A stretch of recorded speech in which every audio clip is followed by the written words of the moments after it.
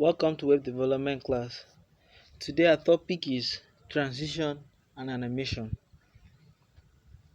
Okay, animation transition is something. Transition is what happens. What animation is the happening. What am I saying? Something in your web when you are creating website, you see how the images come in, pictures are flipping in and out, and you are thinking, wow, how are they doing this kind of website? Or you went to a website, you opened the website, you saw things swapping in, colors changing, you just click on this one, things are just changing. That's the use of sometimes transitions and animation. But what you need to understand is you have to know the basic of CSS. You have to understand CSS very well. You have to understand CSS very well. So every front end developer have to understand how CSS is used and what it is used for. Alright, transition now, for example, I click on the button now, it increases the width and still changes the color. When you are using transition, you have to understand the delay. It has to have a time that you have to stand now without nothing happening to it until something triggers it. It has to have a duration, that is how many hours will it stay, how many minutes will it stay, and the transition time function. The time function is the seconds, the timing, the hour, what should happen when before the time should start counting. So what should happen when someone click on it, that is the transition. What transition does, transition is the coming in.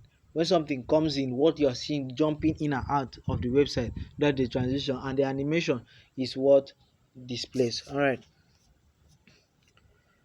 Alright, we can see in transition we have the width, we have height, background, transition width.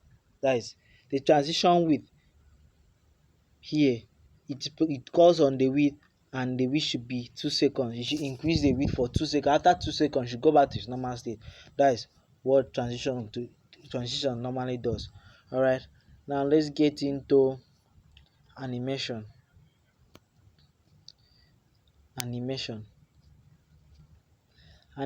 now is the action.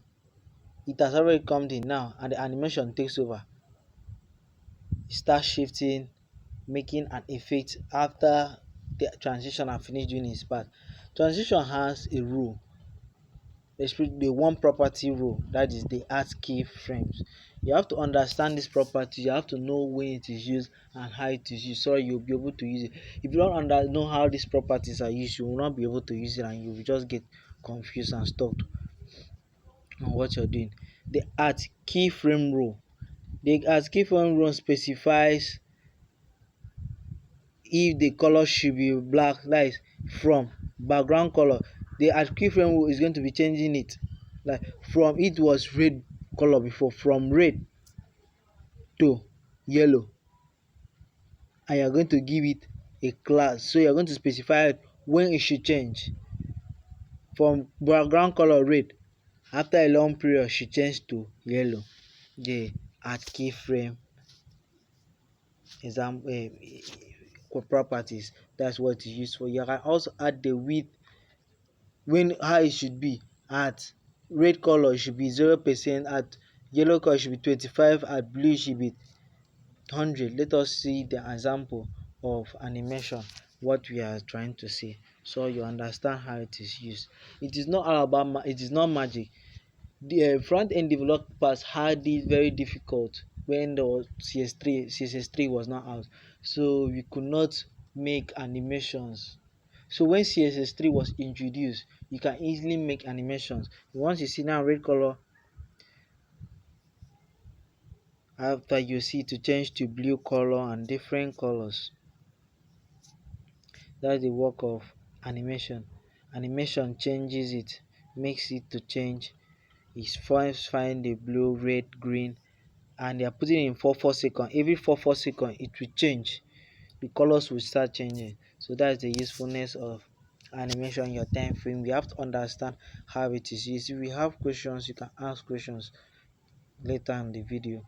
Alright, so the name, you have to give it a class. Also understand that you have to have a class give it in a police position, if their position should be absolute, if it should be relative, should be changing or should be stagnant, or it should be rotating, depending on how you want to use it, and way you want to use it, what you want to use it for. If you just want it to be normal, or you want the just animation is what, how do you want it to be, what do you want. Someone may not exactly tell you what, how you want this thing to be. You are the one going to create it, what you want. Someone cannot tell you, people, you may not have the inspiration from maybe people saying, you can still have inspiration from people saying it, but you have to understand when it is used and how it is used, when to be used and how to use it. All right, you can use animation for even text, pictures, so many things. That animation also that is used to create games, and also used to create um movies, videos. You can use it to create a simple video depending on what you want to use it for. But you think, wow, this game is made up of JavaScript. I don't even know JavaScript. I cannot create this game. You don't know that it's animation, just CSS, understanding your CSS. You can create a website and host it just with HTML and CSS. A front end website, HTML and CSS. Doesn't mean. So that's it for animation and transitions. Alright, you can still take into the PDF and study more. Thank you. Goodbye.